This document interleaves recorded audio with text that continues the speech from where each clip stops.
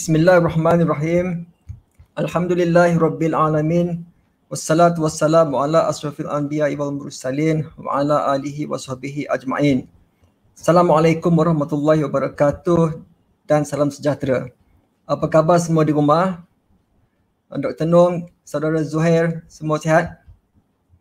Selamat datang ke program Apa Kata Pakar Anjuran Gerakan Ekonomi Malaysia atau singkatan GEM. Dan program ini merupakan program siri live pertama Gerakan Ekonomi Malaysia.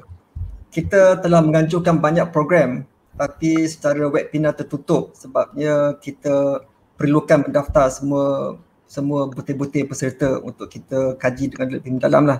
Nama saya Armin dan saya akan jadi host atau lebih sesuai moderator lah pada malam ni. Dan bersama kita pada malam ini ialah orang yang terkenal, Dr. Nong Sari Radhi, seorang pakar ekonomi yang pernah memegang beberapa jawatan yang penting dalam GLC dan juga agensi kerajaan. Apa khabar Dr. Nong? Oh, baik, Alhamdulillah. Bersama kita juga ada saudara Zohair, iaitu seorang penyelidik kanan DM Analytics. Apa khabar bro? Sihat? Alhamdulillah. Alhamdulillah. Kedua-dua tokoh ini memang terkenal dengan kajian dan pandangan masing-masing, dan kalau kita Google nama dia orang pun saya tengok berjela-jela lah dia orang punya nama keluar. Memang popular. Jadi di belakang tirai kita juga, kita jangan lupa saudara Amir di belakang tirai. Amir, semua okey Amir? Dia tak ada cakap kan? Okey, untuk sebagai pengenalan GEM ni ditubuhkan semasa pandemik COVID-19 bertujuan untuk membantu merancangkan perniagaan dan juga membantu rakyat yang kehilangan kerja dengan membuka berbagai peluang-peluang perniagaan, pekerjaan dan juga peluang menjana wang untuk berdaya tahan di waktu musim pandemik, musim krisis ini. Ini kita lakukan melalui kita punya webinar GEM pada setiap hari Jumaat pukul 3 petang. Untuk mendapatkan keterangan lanjut berkenaan dengan program-program GEM, boleh join kita punya channel Telegram kita. Di pautan ada keluar nanti. Amir tolong keluarkan kita punya pautan Telegram kan. Ingat dia setiap hari Jumaat pukul 3 petang. Nah, tajuk kita pada hari ini, bisnes bungkus rakyat ke buluh. Tajuk pada malam ni memang teramat penting kerana ia mempamerkan keadaan dan suasana semasa. Banyak perniagaan mikro dan IKS yang menjadi sumber pendapatan utama rakyat Malaysia tidak dibenarkan beroperasi ataupun beroperasi dengan separuh lah. Jadi situasi negara kita bertambah teruk dan banyak kes cubaan membunuh diri daripada tekanan mental dan juga penderaan dilaporkan. Akhbar hari ini saja memetik kenyataan dari Kementerian Pembangunan Usahawan mengatakan 80% daripada 2 juta usahawan mikro berisiko tutup kedai ataupun bankrupt. 1,500 kedai mamak juga telah bungkus. 100,000 peniaga PKS juga telah terkubur dan 60% dari peniaga kecil gagal untuk mendapatkan pinjaman. Kes bunuh diri sekarang ni di peringkat yang di paras yang amat kritikal. Masa depan kita semakin kelam dan ini dapat kita lihat dalam laporan Akhbar Gista yang melaporkan 600,000 daripada golongan M40 telah jatuh ke golongan B40. Yang T20 jatuh ke B40 pun ramai. Jadi yang B40 jangan cakap lah, memang ramai yang mengharapkan bantuan makanan. Ini tak bermakna yang B40 berkembang lebih pada 40%. Kita kena faham, nak elak daripada kekeliruan. B40 ni ialah golongan yang 40% terbawah dan yang sederhana there's another 40%. Jadi bila Akhbar melaporkan 600,000 jatuh ke B40 ini bermakna kalau dahulu kita punya B40 saja yang memerlukan bantuan, sekarang ni even M40 pun memerlukan bantuan juga sebab dia punya pendapatan terjejas. Ini kita hari ini kita tengok kan, hari ni kita tengok PM telah mengumumkan pakej perlindungan rakyat dan pemulihan ekonomi ataupun dinamakan pemulih. Saya punya rumusan, Dr. Ndong, saya tak tahu Dr. Ndong rumuskan macam mana daripada Perdana Menteri punya pembentangan tadi. Tapi saya tengok dia punya rumusan dari segi usahawan lah. Moratorium dia bagi 6 bulan. EPF boleh bawa keluar maksimum 5,000. PPR kalau layak 40 pun boleh dapat. Dan juga personal loan senang kalau dapat lah. Jadi saya punya pendapat Dr. Ndong, pada akhir pandemik ini lebih ramai orang yang akan mempunyai pinjaman yang lebih besar tanpa saving daripada EPF. At the end of the day, dalam pandemik ni berakhir je kita semua dibeban dengan hutang yang teramat banyak tanpa simpanan masa depan. Apakah pendapat Dr. Ndong berkenaan dengan pemulihan yang dilancarkan pada hari ini? Okay, terima kasih Armin. Dia banyak nak sentuh, tapi mungkin saya ambil daripada apa yang Armin dia punya the tip of the iceberg je, ambil yang dia punya rumusan yang maknanya yang dari segi perspektif, dia banyak perspektif, dari perspektif peniaga mikro, peniaga kecil lah. Ya, betul. Ya. So kalau kita ambil daripada sudut tu, adalah benda yang dalam yang package yang di announce oleh Perdana Menteri tadi, tapi yang bersangkutan dengan kredit misalnya, yang bersangkutan dengan jaminan kerajaan untuk pinjaman bank, untuk memudahkan pengambilan loan dan sebagainya, itu saya rasa tak berapa kena kepada peniaga-peniaga mikro yang kecil-kecil ni. Ya, betul. Kalau sendirian berhad pun, kalau sendirian berhad 3-4 orang, 5 orang pekerja, dia tak akan pergi kepada bank dalam keadaan sekarang untuk meminta lagi pinjaman tambahan. Kalau kita meniaga sekarang pun kita tak nak ambil pinjaman tambahan, sebab yang dah ada pun kita tak nak bayar lagi. So yang ada kepada untuk peniaga mikro dalam pakej yang diumumkan tadi adalah grant tu lah. Grant khas tu ada. Grant khas yang diberikan secara terus kepada peniaga-peniaga kecil. Dan saya harapkan adalah dia kata start 1,000 bulan Jun, 500 bulan Julai, ada 500 bulan September dan November ada grant. Tapi grant ni saya tak tahu banyak mana dan siapa boleh qualify. Tetapi grant ni boleh membantu yang gerai-gerai punya level lah. Yang kedai-kedai punya level yang boleh membantu, saya lihat ialah cuma yang subsidi subsidi upah. PSU ya. Subsidi upah ni kalau kita ada kita meniaga ada majikan lah, kalau kita cukup besar lah untuk ada pekerja, dan itu kita boleh mendapat manfaat. Tapi lain pada itu adalah yang sikit-sikit ni elektrik lah apa semua ni. Jadi kita bimbang ni sebab lepas Zuhair nanti macam saya lebih tak mau guna perkataan macam B40, M40 apa semua ni. Betul. Sebab penentuan pembahagian antara B40, M40 dan T20 semua ni adalah berdasarkan pada tinjauan survey yang telah dibuat pada tahun 2019. 19 kan ya, betul lah. Nah, so sekarang ni katakan 2021 kedudukan kewangan rumah tangga dah berbeza.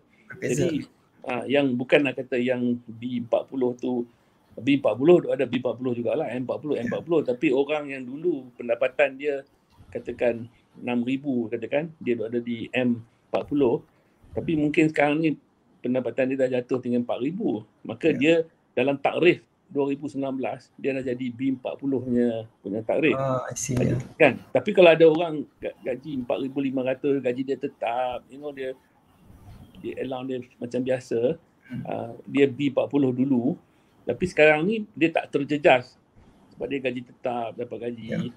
Dan dia masih lagi B40, tapi dia B40 yang tak terjejas. Jadi penggunaan B40, M40 semua ni saya rasa patut diperhalusi lagi, sebab kita patutnya sasarkan kepada golongan yang diperlukan. Kita ada data sebenarnya, kita dah ada data pendapatan rumah tangga untuk Malaysia, walaupun pada tahun 2019 kita boleh buat persampilan dan kita boleh agak orang yang macam mana pendapatan dia dah turun banyak mana. Jadi kita boleh tujukan salurkan bantuan tu khusus kepada kumpulan itu banyak mana dan sebagainya. Dan before I start, nak komen dari segi amount suntikan fiskal yang sebenarnya, saya tak ada apa dalam ni yang saya tak setuju. Yang saya tak setuju cuma amount dia saja. Saya rasa amount dia patut, yang grant ni patutnya lebih lagi. Suntikan fiskal yang secara terus dalam package ni yang 150 bilion ni cuma 10 bilion sebenarnya. Yang lain itu moratorium, itu bank bagi jaminan. Itu bukan duit kerajaan lah tu.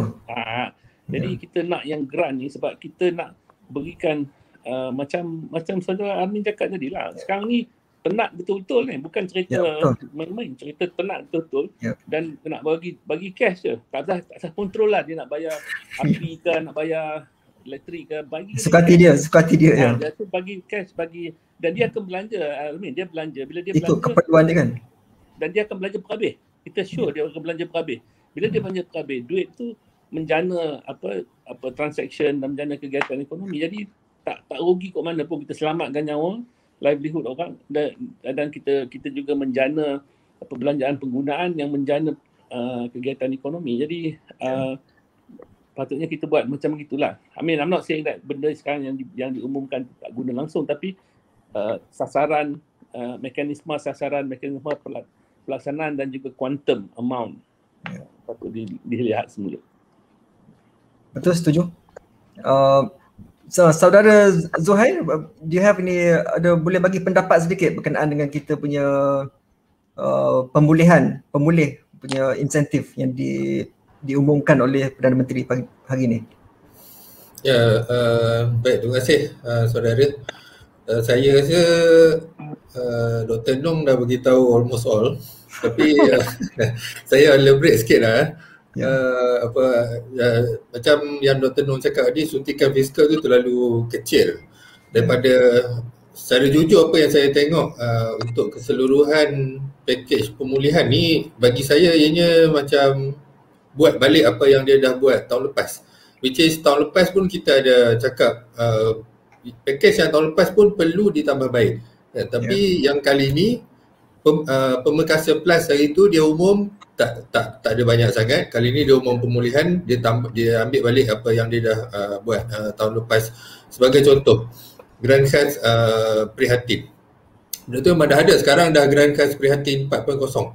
Tapi kalau kita tengok, kenapa tak pernah cukup? Kita rasa banyak dia umum kan. Macam tadi Perdana Menteri kata dia dah umum 7 pakej rancangan ekonomi. Termasuk dengan petang tadi jadi 8 lah. Jumlah yang diumum 530 bilion. Banyak ni. Setengah bilion. Tapi yang dia belanja hanyalah sekitar dalam 87 bilion je. Kan? So maksudnya dalam bahasa mudahnya daripada RM100 dia belanja dalam RM16 je sebenarnya. RM100 yang dia umum, RM16 yang dia bagi kat rakyat. Kan? The rest tu semua daripada duit EPF. EPF which is duit kita sendiri. EPF dalam 110 bilion. Dengan kita punya loan moratorium dalam 180 bilion.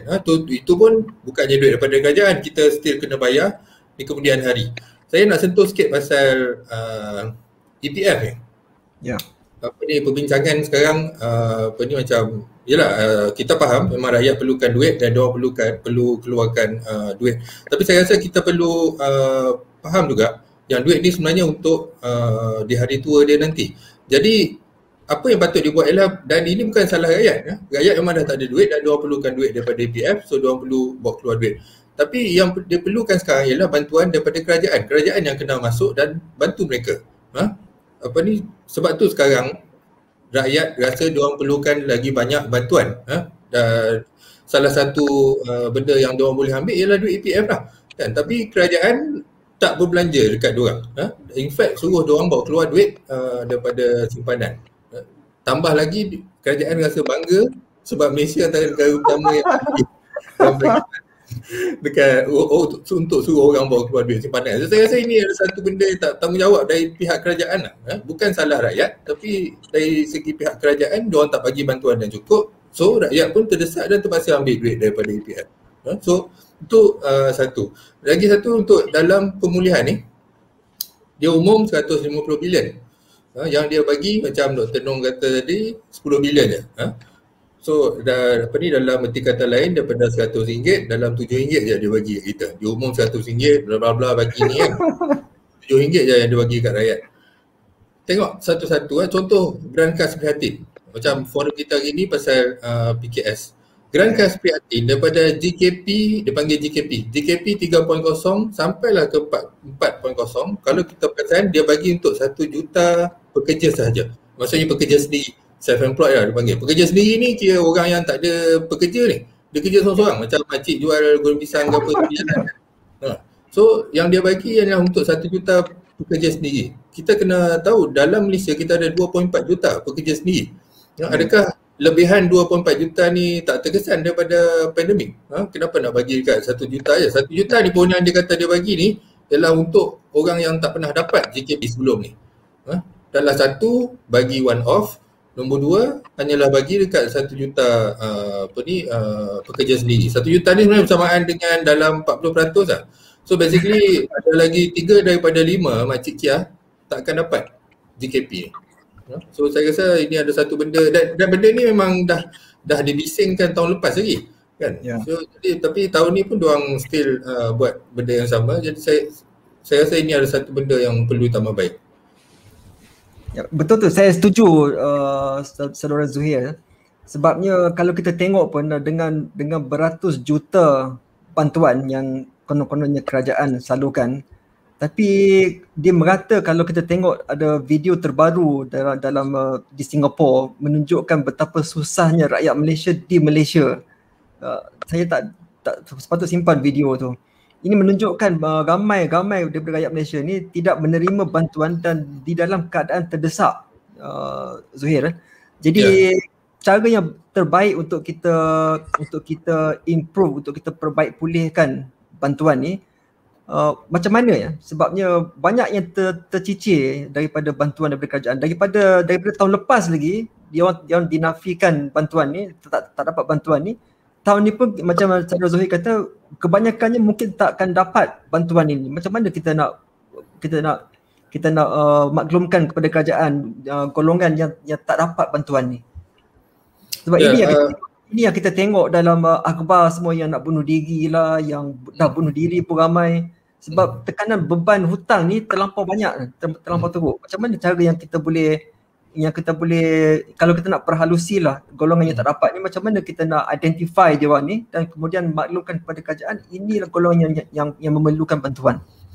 Ya, saya tertarik saudara Armin kata pasal beban hutang untuk individu. Dia rasa tertekan dan terpaksa kadang-kadang sampai bunuh diri kan. Ya. Ini benda yang amat penting. Kerajaan berhutang tak apa, tapi yang penting hutang tu dibelanjakan untuk apa? Dia bukan, kerajaan ni bukan macam isi rumah. Isi rumah kena tengok dulu boleh ke tak hutang kan, apa kapasiti kita kan. Tapi kerajaan sebagai kerajaan diorang boleh berhutang, tapi tengok berhutang untuk apa? Sebagai contoh, kalau berhutang untuk nak buat projek-projek mega, ini adalah hutang yang tidak diperlukan pada masa-masa kan. So apa yang diperlukan ialah hutang untuk berbelanja untuk rakyat. Dan perbelanjaan kepada rakyat harus diberi bukannya macam one off macam tu je kan. Macam GKP, Grant Khas Prihatin untuk micro enterprise, bagi one off. Lepas tu bukan untuk setiap bulan. Kalau kita tengok contoh di Singapura, diorang bagi untuk setiap bulan for the next 6 months. Ya, 1,200 ke 1,400 lebih kurang setiap bulan diorang bagi. Sebab diorang tahu orang yang berniaga sendiri ni bukannya suffer masa lockdown saja. Lepas lockdown pun diorang akan ambil masa juga untuk nak recover. So bantuan yang diberi tu haruslah berterusan dan konsisten. at least for the next 6 months. Of course kita akan kena acquire lagi banyak hutang ke apa kan. Tentu mungkin akan lebih daripada 60% threshold yang government ada sekarang. Tapi benda tu boleh diubah kan. Kita dah buat benda yang sama tahun lepas. Tahun lepas saya bulan 9 kerajaan dah naikkan limit hutang daripada 55 kepada 60%. So benda boleh buat, hanyalah terpulang pada kerajaan. Lagi satu saya nak sentuh pasal subsidi gaji yang diberi yang diumum petang tadi kan. Dia kata yang akan dapat manfaat ialah sekitar 2.5 juta pekerja. Saya tak tahu kenapa terlalu sedikit 2.5 juta pekerja, sebab kalau kita tengok turun rendah sikit pada yang dulu 27. Betul. Betul. Kalau kita tengok pekerja, sebenarnya ramai pekerja yang makan gaji ni, diorang ramai kerja dekat micro dengan small enterprise tau. Ni saya tak masukkan lagi dekat medium enterprise. Saya cakap pasal small dengan micro dulu. Separuh daripada orang makan gaji ni kerja kat sini kan. So separuh ni sama dengan berapa ramai? 5.5 juta. So kalau bagi dekat 2.5 juta saja, adakah kita assume yang separuh saja yang terkesan kan? Bila saya tengok nombor ni, saya rasa macam ini akan meninggalkan lagi pekerja-pekerja lain ke belakang. Maksudnya tak cover sepenuhnya. Lagi banyak yang akan tercicir lah ya. Yalah, terutamanya pekerja yang dekat small dengan industri kecil dengan mikro ni. Tapi just tu ni Armin, soalan tadi kata macam mana kita nak lebih tepat dari segi sasaran, mensasarkan. Itu sebab saya rasa kerajaan dia ada data, Pasal kereta kalau kita tengok ke belakang masa buat BRIM dulu kan. BRIM, lepas tu buat nama, lepas tu BRIM tukar jadi apa, BPH sampai sekarang BSH ya. So sekarang apa? Sekarang Bumi Putra Rockers data tu ada, data siapa, tapi masa dulu BRIM semua dia bagi berdasarkan takrif yang tadi itulah B40 apa sebagainya. Tapi data asas tu ada, dan data daripada tinjauan pun ada. Maknanya kita tahu si Anu ni pendapatan dia banyak mana, adakah dia gaji ataupun dia kerja sendiri ataupun apa dia. Jadi kita ada data tu, dan sepatutnya sekarang ni kan big data lah, IT lah, digital apa semua ni, actually you boleh analyse dengan secara terperinci. Kalau orang macam ni, profil yang bekerja sendiri, self-employed, jadi macam saya cakap yang dia kerja seorang, self-employed, dia sektor apa, dan dia punya pendapatan terjejas banyak mana, siapa dia, di mana dia. Jadi kita boleh terus bagi pada orang. Jadi kita tak tercicir yang kita nak tolong ni. Jadi itu sebab kadang-kadang kerajaan ni, bukan kerajaan ni lah, kerajaan in general, dia belanja duit beli IT system, beli software, beli apa segala macam ni, buat apa survey apa semua. Tapi bila nak buat tak pakai, nak tolong orang, dia tak berpakai. Jadi terlepas orang yang sepatutnya. Jadi kita kena, kalau saya ada satu komplain macam gini, sepatutnya perancangan nak tolong ni, nak membantu, dia tak boleh macam MCO masuk MCO whatever lah, MCO 5, 6 whatever, lepas tu kita buat lagi satu. Patutnya kita ada satu perancangan yang lebih menyeluruh dan atas timeline yang lebih panjang. Sebab timeline dia bukan setakat nak bagi orang hidup lah ni. Kita tak mau bagi orang mati lah ni, bagi orang hidup. Tapi kita nak orang boleh recover. Sebab lepas ni, macam apa tadi saya kata betul, macam lepas ni, yang mana dulu tak ada hutang ditangguh, semua tu kena bayar tu. Jadi kita kena ada sekarang memastikan ada orang kata safety net di bawah dia, ada lantai supaya dia tak jatuh. Kita buat macam tu. Tapi pada masa yang sama kita kena plan macam mana nak bagi dia recover daripada kedudukan yang teruk itu. Jadi satu, saya punya komplain kalau nak ada dari sini, nampak macam reaktif, dan reaktif dengan duplicating yang lepas. Maknanya seolah-olah kita tak.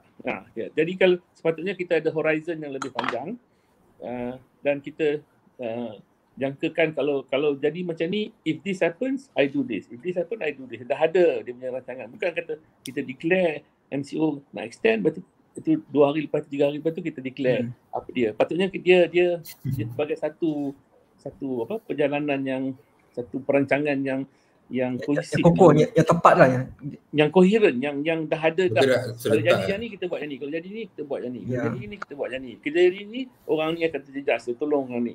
So dan kita pastikan sekurang paling kurang orang yang terlepas tak kena daripada bantuan yang kita hajatkan nak tolong itu.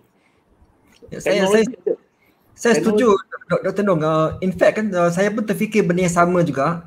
Sebabnya kalau kita tengok pertama sekali saya nak komen sedikit berkenaan dengan Zuhair punya statement tadi.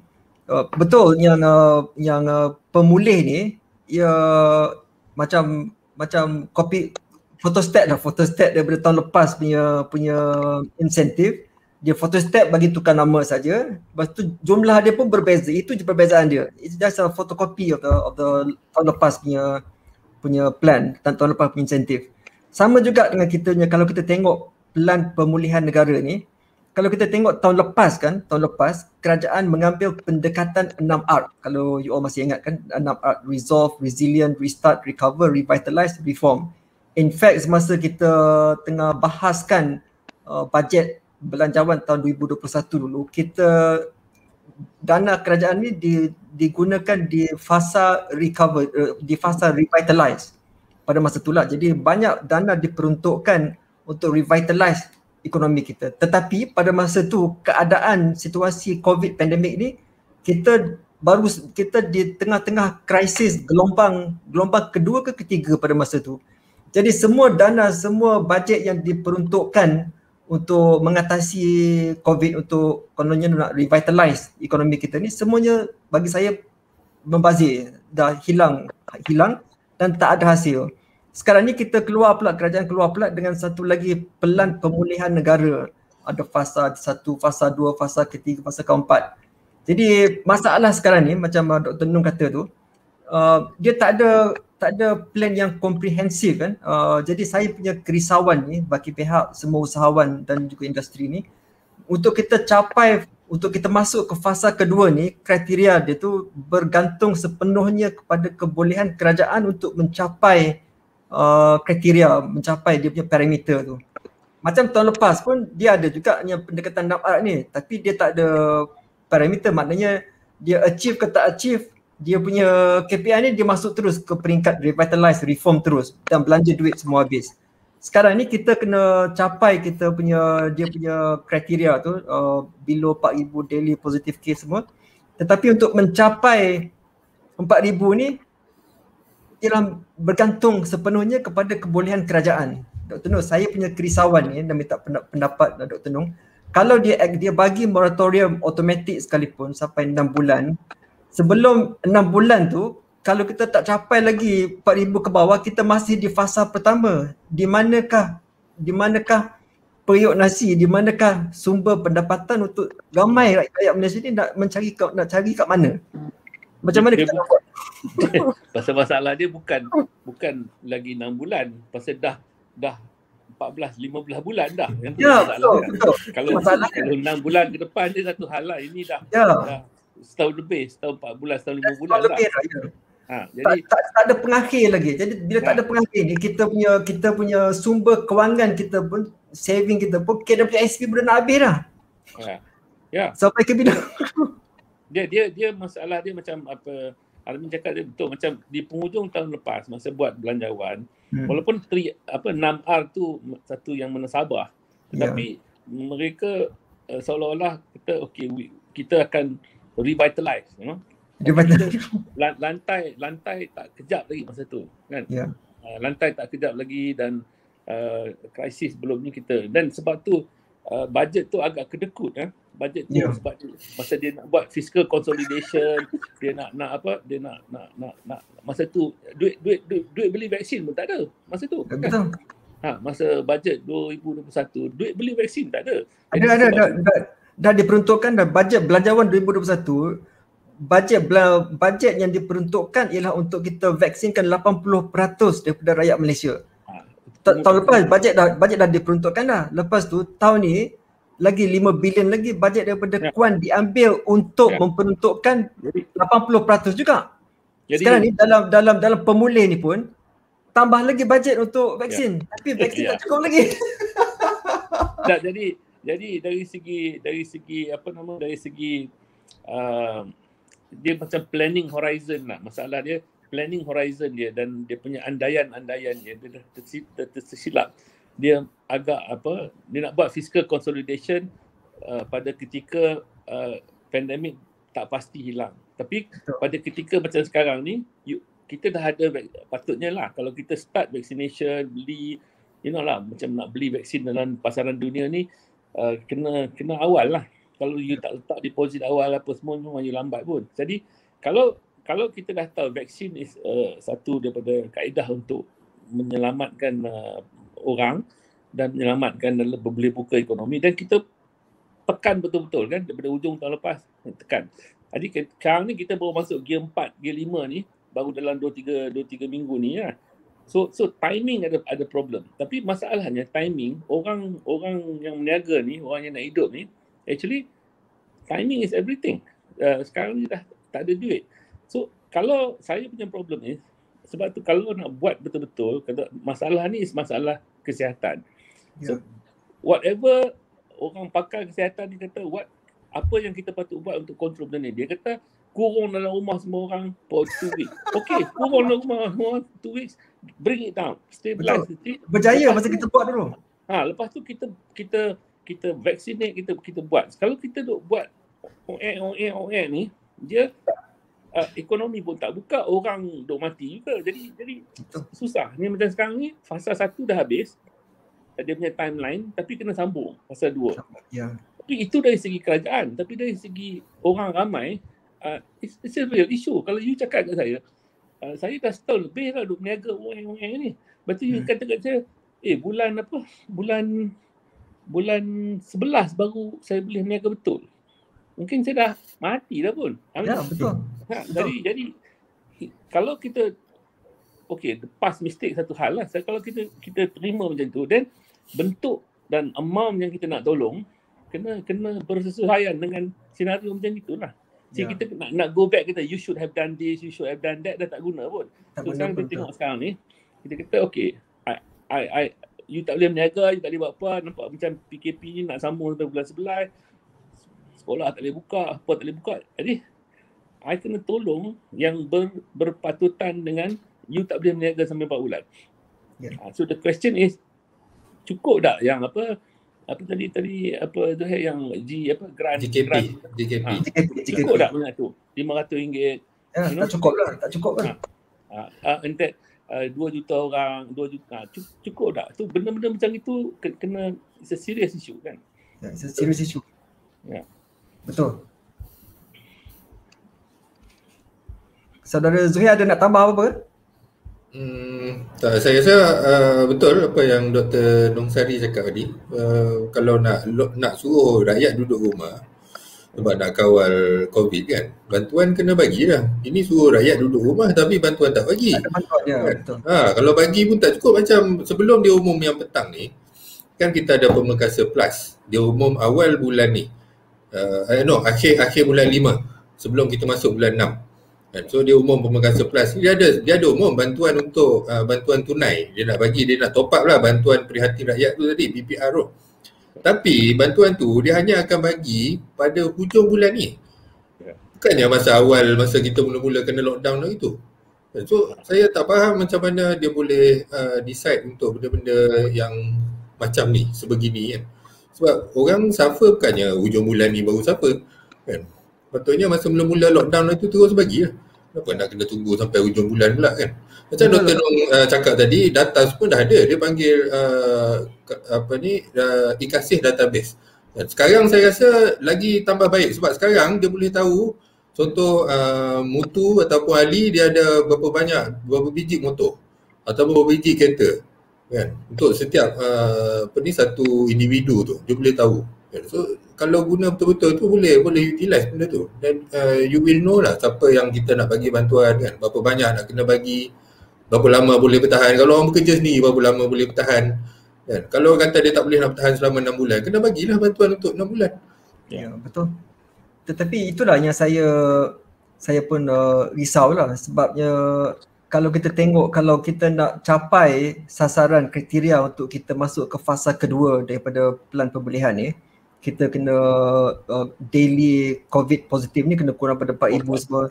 Tapi mekanisme untuk mengurangkan 4,000 untuk mencapai 4,000 ke bawah ni, there's no new mekanisme. Ya. Saya nak tambah, saya nak tambah lagi satu pasal apa ni, SOP. Cara dia buat kan. Kita tahu memang tak sekata kan. Maksudnya ada yang lepas, walaupun langgar SOP tak ada apa masalah kan. Tapi ada yang kena. Orang kebanyakannya orang biasalah yang kena kan. Saya tengok pagi tadi data KKM ada letak dekat Twitter dia. So saya tengok daripada 2 Januari awal bulan ni sampailah ke semalam 27 bulan, daripada semua kluster baru yang ada sepanjang kita kena lockdown ni, 2 daripada 3 kluster baru tu ialah kluster tempat kerja. Itu satu. Tapi itu tak apalah, okey lah kluster tempat kerja. Tapi bila kita tengok lagi di kalangan kluster tempat kerja ni, 3 daripada 4 daripada kilang ataupun construction site yang dibenarkan beroperasi. Yes. So saya rasa kena tengok balik lah. I mean, mungkin kalau kilang yang tak essential, macam bukan kilang pembuatan makanan ke apa kan, food manufacturing ke apa, kalau yang bukan essential, then you just tutup lah. Why you open that? Kenapa kita kena buka kan? Ya, sebab kita punya sasaran kita untuk masuk fasa kedua ni bergantung sepenuhnya kepada numbers are down. Jadi kalau tak ada mekanisme baru yang diperkenalkan untuk kita mengurangkan positive case ni, there's no change. You can expect different result. Kita tak boleh nak mengharapkan. I think that's a good point, I mean, because maknanya kalau sebenarnya bukan yang baru ni lah, sepanjang 25 sepanjang bulan. The whole dia, betul. Dia patutnya kalau kita kata MCO 1 berjaya pasal apa? Kalau MCO 2 kurang berjaya pasal apa? Jadi kita kena ubah. Betul. Kalau tak ubah mekanisme tu, jadi hasil dia sama je. Bila hasil sama, you kena panjangkan tempoh. Bila zaman panjangkan tempoh, you kena tolong. Destroying the people. Kita membunuh orang. Kita membunuh orang. Kena tolong lebih. You kena tolong lebih kalau you buat macam tu. Jadi sebab tu saya kalau nak buat, kalau saya buat complete, get under control and then manage. Dan dia sama juga dengan, you see, the problem keseluruhannya ialah perancangan tu kena menyeluruh dan mengambil masa yang lebih jauh. Sekarang ni saya rasa perancangan dia terlalu semasa. Pendek. Macam kita nak address benda ni sekarang ni. It's more of a knee-jerk punya reaction lah. Sekarang ni masalah ni kita buat masa ni. Dia tak ada, dia macam Panadol untuk sakit sekarang lah. Dia macam kata-kata kita kena macam kalau kita tengok orang susah lah. Kalau kita tengok orang susah, mula-mula kita kata dia ni tak makan 3 hari. Dia kita tolong dia bagi makan. Jadi problem tu tak selesai lagi. Baru kita tolong dia bagi makan. Lepas tu kita nak kena make sure that dia tak mati esok, lusa. Kan? So kita kena ada perancangan yang bukan takat Allah cari orang lapang untuk bagi makan. Actually macam tu tak selesai lagi lah. Kalau kita dorang tak apalah, kita bagi duit, tapi kalau kita kerajaan, kita kena fikir panjang sikit lagi lah. Kita kena fikir macam mana dia ni nak berniaga, macam mana dia ni nak hidup seminggu, 2 minggu dalam keadaan macam ni. Jadi yang pucuk pangkal dia ialah perancangan yang tidak teratur, tidak teratur. Tak ada horizon. Tidak komprehensif. Dan juga mengambil dia tak boleh kata dia kena ada senario lah. Senario macam ni buat macam ni. Senario macam ni buat macam ni. Katakan patutnya senarionya kita buat macam ni, tunggu hujung bulan Jun tapi 5,000 kan. Dan tak boleh kata kita sambung lah. dia sambung. Tak apa macam tu. Kita lain supaya yang 4,000 tu is betul katakan. Jadi kita kena buat macam lain supaya dia turun kurang daripada 4,000. Kita tak boleh buat keputusan kata Allah tak sampai lebih daripada 4,000 kena sambung. Jadi sambung sampai bila kan? So actually melainkan you duit banyak tak apa. Kalau you duit banyak you just bagi je. Tapi you duit pun tak banyak. So kita kena ada perancangan yang lebih lebih terperinci. Tapi kita sekarang ni kalau saya pun pencen ni actually kita kena sedar masa 98 dulu, krisis ekonomi 98 dulu lebih krisis kewangan. Krisis kewangan ni melibatkan orang yang ada duit je lah kan. Bank yang ada duit. Dan kita melakukan segala-galanya pada tahun 98. Dana harta, dana modal. Kita nak save the banks, kita nak ni bilion-bilion kita belanja nak save the economy, nak save banks dengan modal, orang yang memiliki modal. Tahun 2008, 2009 was also a financial crisis. Kerajaan buat macam-macam nak save the economy dengan save. Jadi sekarang ni masalah dia bukan, it's not a financial crisis. Sekarang it's a people pandemic. Yeah, it's a people's problem. People bukan macam saya. Yang suffer. People bukan macam jugalah kot. The mess. The masses. Jadi why pasal apa kita tak boleh mobilize resources, duit dan sebagainya untuk tolong yang ramai ni? Seperti mana kita buat tahun 98, tahun 2008 dulu kan? Tahun 98, tahun 2008 yang nak membantu banks dan saya sokong tu betul. We are not doing enough. We are not doing enough when dia melibatkan bilangan yang ramai. Si interview CEO baru EPF kan. Dia cakap ini you buat air apa benda pula lagi kan. Dia cakap air bunga. Dia cakap apa? 6.3 juta pemegang akaun EPF mempunyai kurang pada 10,000 dalam akaun dia. So that's 42% of EPF punya ni. 42% of workers kurang pada 10,000. So ni you buat air apa ni, air apa dia panggil sekarang, air lain ni? Citra ni. Orang tu bawa keluar lagi kan. Now you have to have these small people. You're not talking 10%, 15% tau. You're talking about separuh daripada pasaran buruh yang dalam umur 15 sampai 60 ni yang 15 juta 16 juta orang ni yang kerja ni,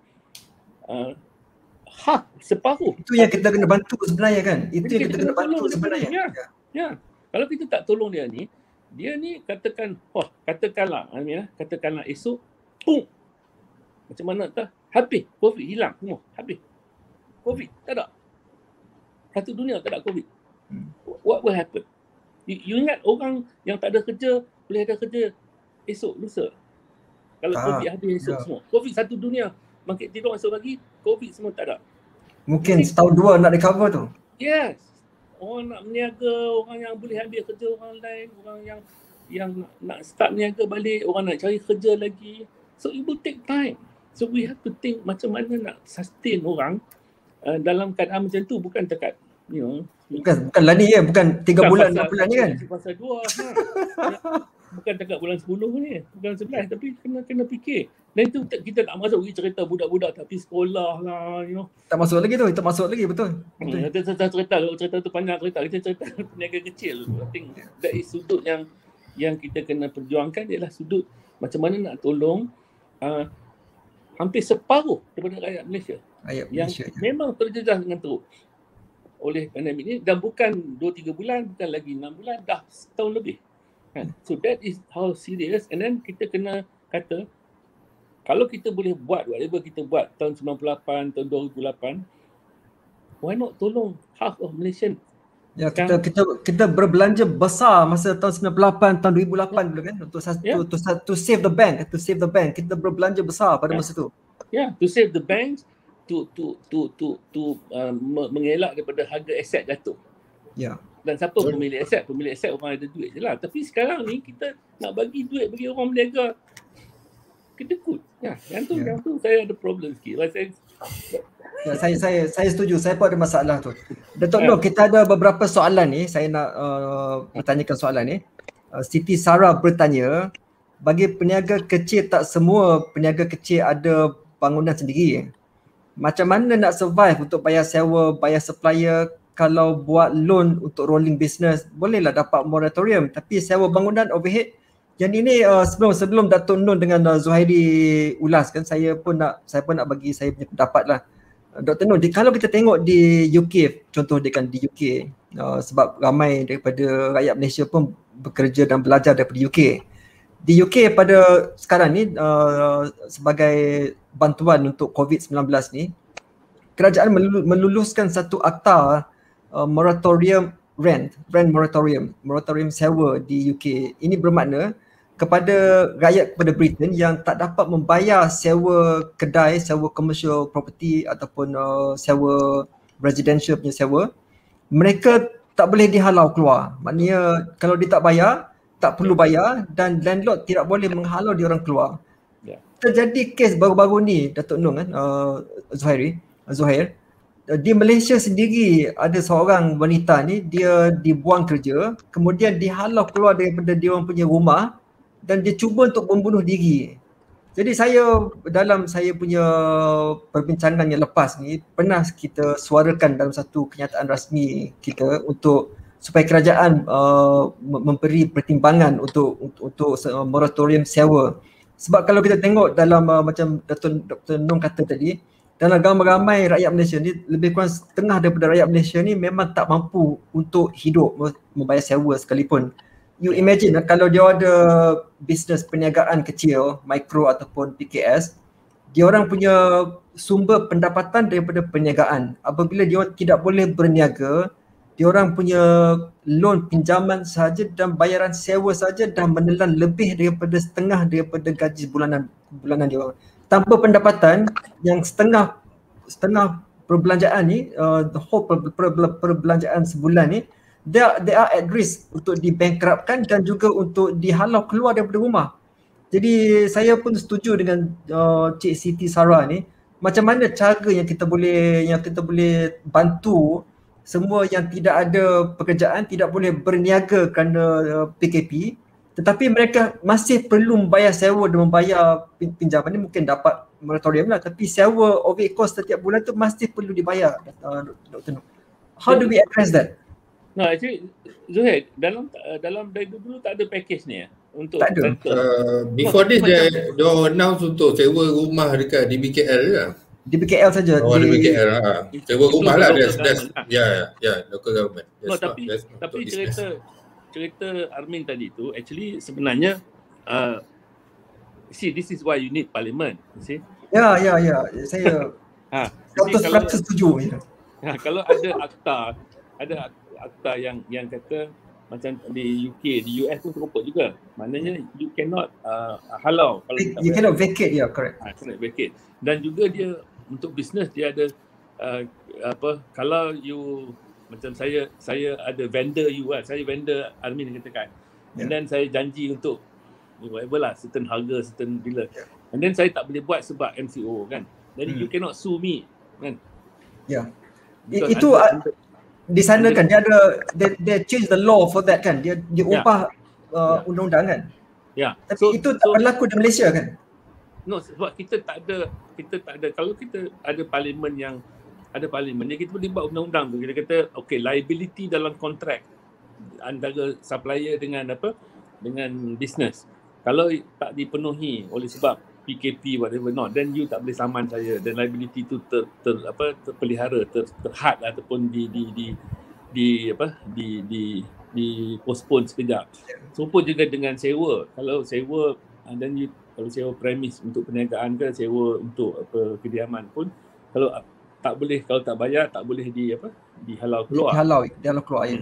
Yang sekarang ni moratorium dia ialah moratorium dengan pinjaman dengan bank. Dan juga adalah di BKL ada agensi kerajaan tempatan sebagainya yang beri kelonggaran seperti itu. Tapi antara private dengan private susah lah. Katakan saya nak bagi kelonggaran tu, saya tak dapat apa. Let's say my business is renting out premises. Then I also ada hutang dengan bank. So kalau I tak ada moratorium, I'm not going to give you moratorium also. So that's why orang yang orang macam apa tadi Siti Sarah ni cara tanya, actually problem ramai orang macam dia terus bagi balik kan. See, this is the problem. Jadi kalau dia nak start balik, katakan esok semua COVID hilang, dia nak start balik, dia dah give up dia punya premiums, dia dah inventory stock semua tak ada kan, dia nak start balik. Macam mana orang macam ni business okay, nak hidup balik? So you have to tolong orang macam ni lah. So you have to see sekarang ni macam I agree lah macam saya kata tadi tu, actually dia tak boleh lah pakai tahun lepas punya solution untuk tahun ni.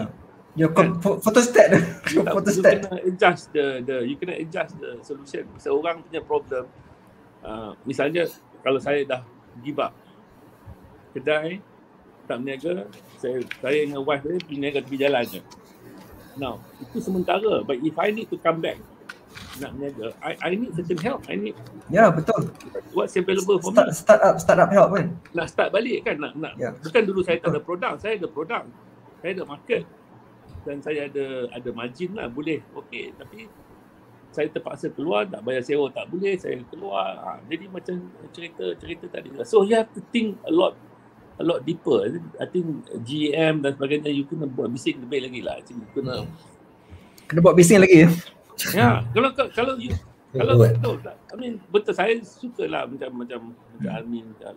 So, you have to perjuangkan. You have to speak out kan. Untuk mereka yang tak ada suara sih. Orang yang ada suara, okay, they will be fine. Orang yang tak ada suara. See, saya duduk kat Luton, saya keluar kat luar ni setiap petang. Jadi macam pasal Ramadan, tapi MBSA pun okey lah, dia tak kacau sangat kan. Dan dia adalah scanner apa semua. Makin ramai lah sebab orang hilang kerja kan. Dan the economics is going wrong lah lepas tu, because makin ramai orang tak kerja, the market gets to be smaller, because makin ramai orang duk jual benda yang sama untuk market yang sama kan. Jadi you have to help these people. Kalau tak tolong, tak tolong tak boleh. But the real thing is, in 98 we help, government help. In 2008, 2009 we help. This is bukan financial crisis. This is bukan bank susah. This is bukan capital owner susah. This is orang biasa susah. The people yang susah. Orang biasa susah. And we are not doing enough lah. Jadi matang ni kita duk cerita duit tak ada lah, takut defisit lah. Memang lah, duit memang tak ada, kena hutang. Ramai hutang, kalau kita hutang teruk lah. Okay, Dr. Noor, ada beberapa soalan lagi ni sebab kita pun dah hampir masa tamat. Daripada Syaz Khalil dia tanya, siapa yang akan audit keberhasilan program pakej rancangan ini? Sebab tu kena ada parlimen. Kan kita ada datang kuasa kira-kira awam di parlimen. Yang akan audit balik lah. Ketua Auditor General kena audit benda ni semua. Dan sebab dia menggunakan perbelanjaan awam kena audit, dan keberkesanan dia macam jatuh kuasa kira-kira awam lah, kena audit, akan audit. Kita sebagai rakyat, kita bayar cukai dan so on, kita nak benda ni diaudit kan, dan kita nak tahu. Sebab tu kita perlukan parlimen bersidang kan. Ya, sebab kita boleh tahu harga vaksin banyak mana. Betul. Jadi kita dengar, tadi baca yang ni, ada lagi macam saya cerita tadi lah. Ada lagi cerita vaksin ya? Vaksin dah masuk dah kan? Cerita vaksin lagi. Dan dulu dah masuk dah elon petugas, elon elon volunteer, sukarelawan. Dalam yang 5 bilion tu dah ada dah kan? Dah ada. Dia photostat dah. Ni ada lagi. Kan sama. So ini kita pun confused. Yang ni barunya ke dia kira sekali lagi kan? So benda-benda serius. Tapi saya ingat perspektif yang dilihat oleh setengah orang dalam kerajaan ni, dia macam nak kata nak balance antara ekonomi dengan krisis ni. No, selesai masalah ni dulu. Selesai masalah orang duk mati ni dulu. Then you dalam pada tu you pastikan orang mati COVID satu hal, orang mati sebab tak ada duit. That's another hal. So actually you settle problem ni dulu, dan you fikir untuk macam mana bila ekonomi. Sekarang ni orang dah start recovering, US, UK kan. So the export ekonomi kita yang export oriented, manufacturing semua ni lah, mereka semua seronok lah, mereka tak tutup kelang semua kan, jadi they are recovering. They are doing fine. Yang kita susah hati ni, about 60% of the economy, more than 60% of the economy yang domestic base, yang jual kepada orang dalam Malaysia. Dia orang nak jual kat siapa ni, orang dalam Malaysia pun 2 juta orang tak ada kerja, you know. Jadi how to menghidupkan balik ekonomi yang bergantung kepada permintaan dalam negeri. Permintaan di luar negeri, di sana ekonomi yang orang ekspor semua ni, whatever lah, getah kondom, glove semua ni, mereka okey. So in fact untung banyak kan. Jadi kalau saya nak jadi macam orang kata berhaluan kiri sikit, saya kata tolong kelang je, tolong je ekspor kan. Ya, betul. Tolong bank, ni bank kena sikit lah dulu. So what about yang kecil-kecil kan, tolonglah orang yang kecil-kecil sama. So I mean audit, terjawab soalan audit, sebab kan ada parlimen, ada jawatankuasa kira-kira awam, dia kena audit. Jawab. Itu saja cara untuk kita audit kan. Kita kena ada balik parlimen. Kalau tak ada parlimen memang susah kita nak audit kan. Sebab jawatankuasa tu pun tak boleh mesyuarat. Tak boleh berfungsi kan, ya betul. Bukan buat Zoom pun tak kerti kan. Ni kita cakap ni. Kalau Armin jadi speaker, kalau saya cakap terlalu masuk dia,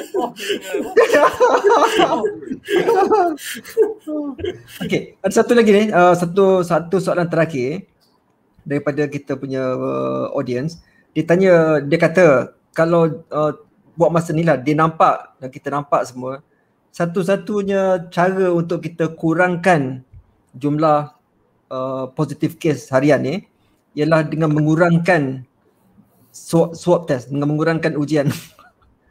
Jadi sebenarnya ini satu lagi isu Dr. Nong Zuhail. Sebab sekarang ni jumlahnya tinggi sebab Selangor yang banyak duk bagi free test ni.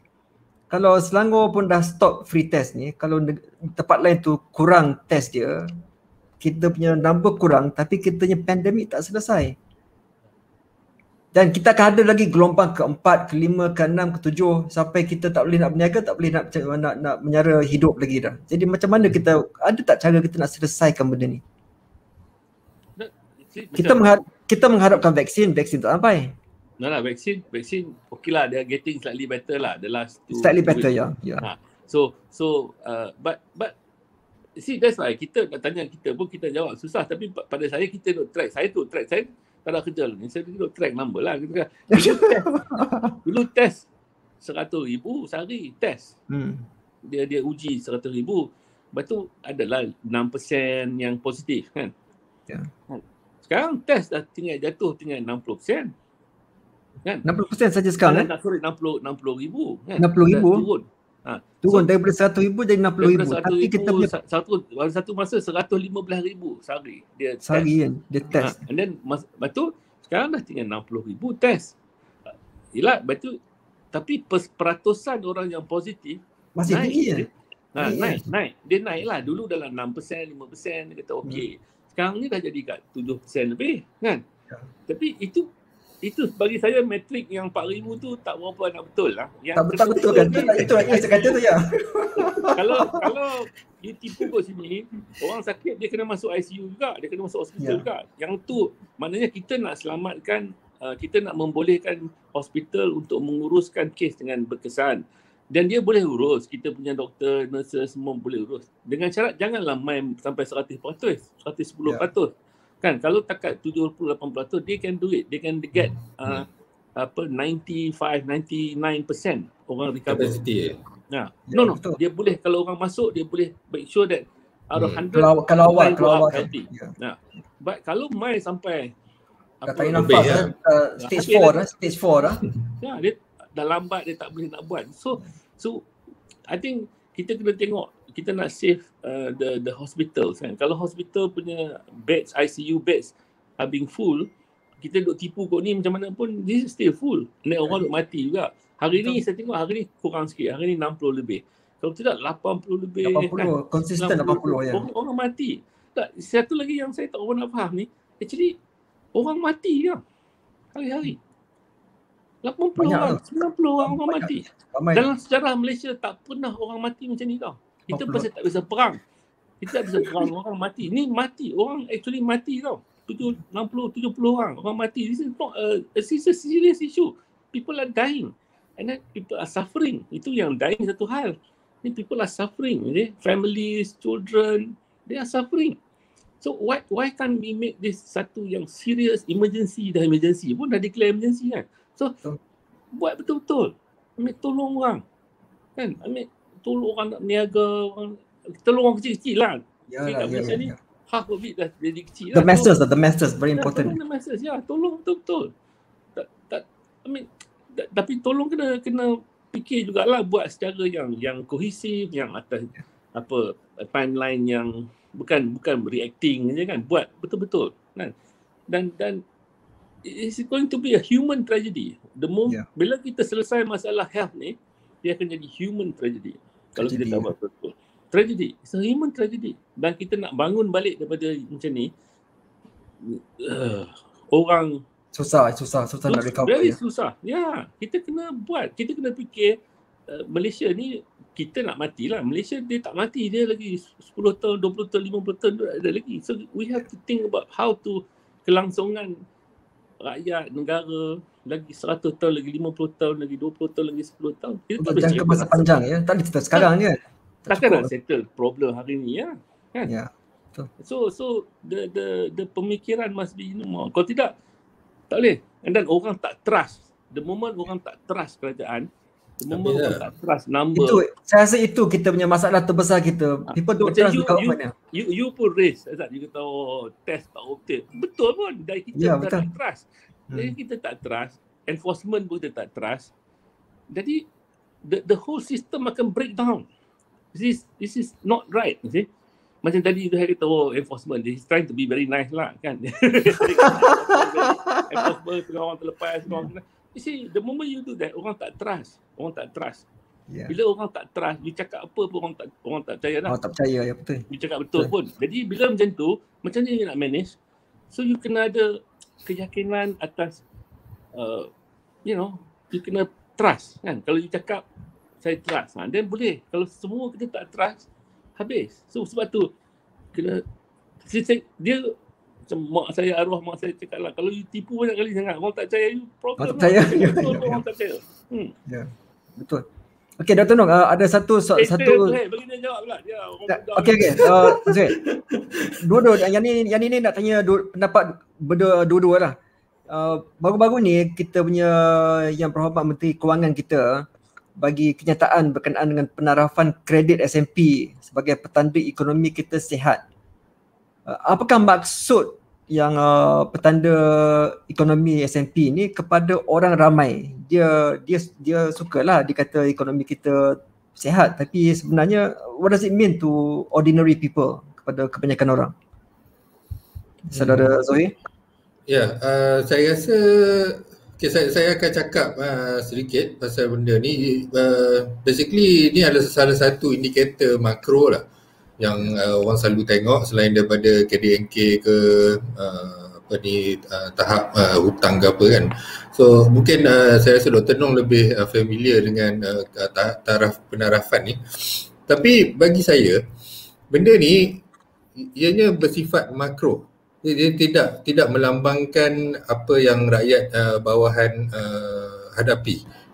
Contoh, kalau kita ambil hutang walaupun banyak, tapi kalau kita belanjakan untuk rakyat, it should be fine. Tapi mungkin kita punya kredit tu akan turun sikit lah. Kita punya taraf penarafan kredit kita kan. Tapi kalau kita berhutang banyak tu sebab untuk nak belanja untuk rakyat, tak ada masalah. Macam Dr. Nong cakap tadi, 60% daripada kadar KDNK kita ni daripada perbelanjaan swasta. Perbelanjaan swasta ni sebenarnya isi rumah lah. Hampir kesemua perbelanjaan swasta ni perbelanjaan daripada isi rumah. Ini yang saya tak faham, kalau macam Kementerian Kewangan kata dia nak dapatkan kadar KDNK yang tinggi ke apa kan.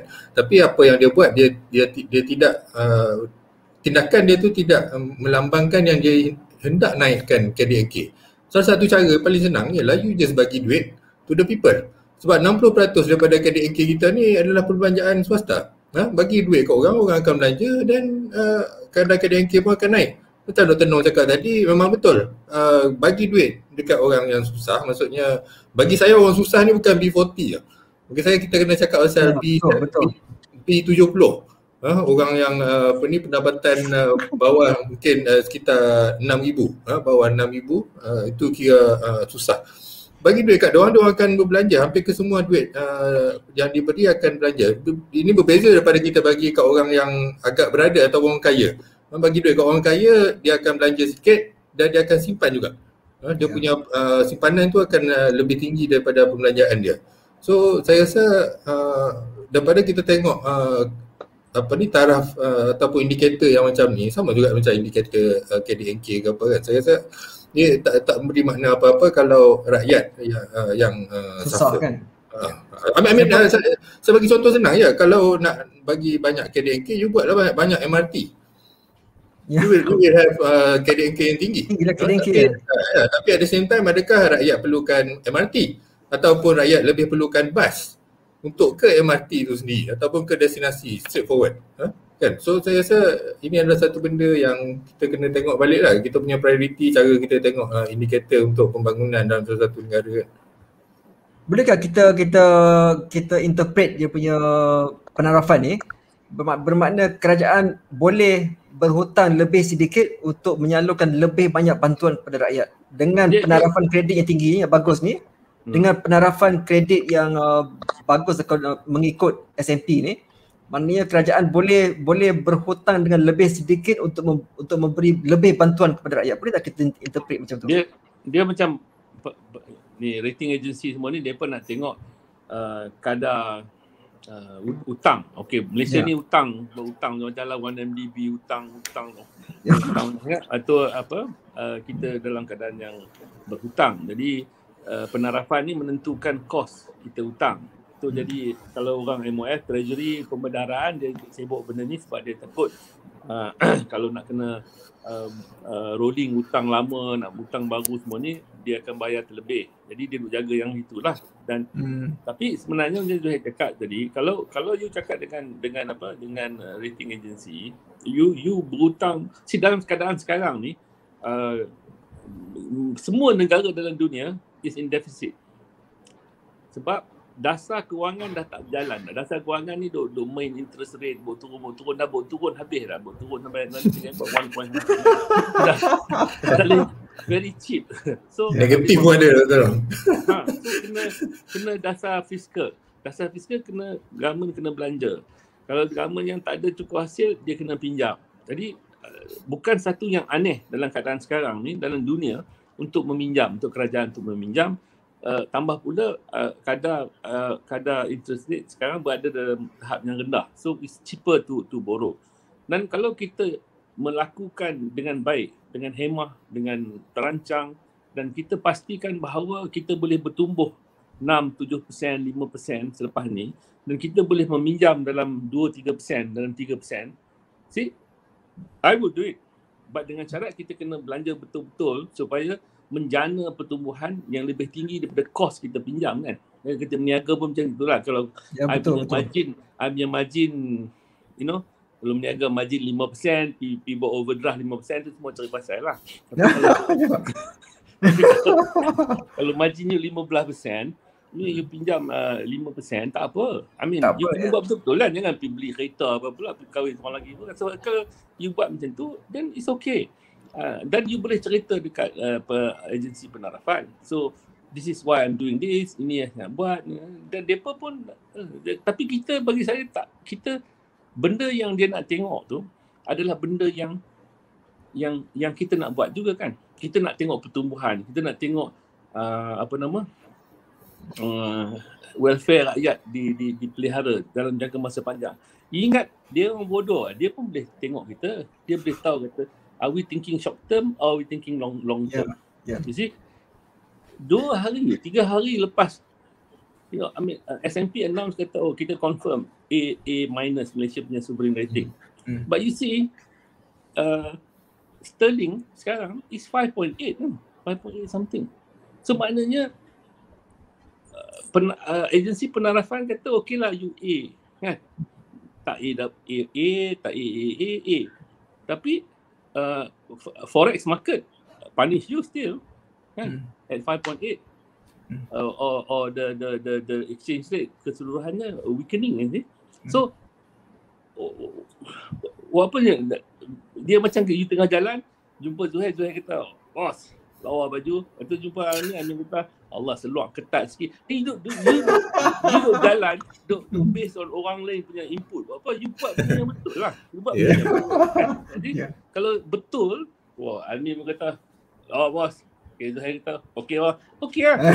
Kalau you duduk jalan, you duduk pick up, lagi dia kata apa, dia kata apa, susah lah. You buat benda yang betul, dia pun kata okey. Kalau you buat betul lah, you buat betul lah benda yang betul kan.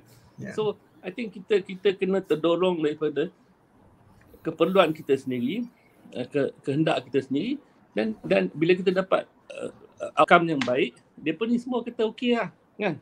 Tapi kalau kita duk terikat sangat dengan depa ni nak kata apa, dia ni nak kata apa, susah. Kita tak boleh buat macam tu. Kalau dalam hidup individu tak boleh buat macam tu, tambah negara lagi tak boleh buat macam tu kan.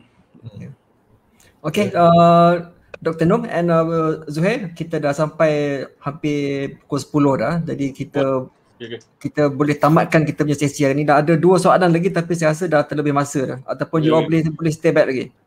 Tidur rekod dah. Okay, sebelum kita akhiri kita punya sesi ni, ada tak kata-kata terakhir daripada Zuhair and Dr. Noor? Ada tak kata-kata terakhir sebelum kita akhiri kita punya sesi?